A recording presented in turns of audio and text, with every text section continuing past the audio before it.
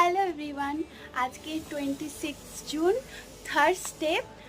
তো সকালবেলা আমি পড়াতে গেছিলাম, বাড়ি এসে দেখছি যে মা আজকে হচ্ছে কি করছে। চলো আগে এসে দেখছি এই যে মা এখানে আলমারি গোছাচ্ছে।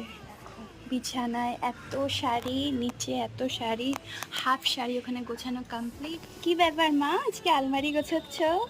অনেক দিন গোছানো হয়নি, সময় পেয়েছি, তারপর পুজোও আসছে, এই জন্য গোছাচ্ছি। হ্যাঁ, আজকে রান্না বান্না সব কমপ্লিট। কমপ্লিট। আর আজকের ওয়েদারটা না জাস্ট দারুণ, এত হাওয়া দিচ্ছে, ব্যালকনিতে এসে দাঁড়াতে ভীষণ ভালো লাগছে।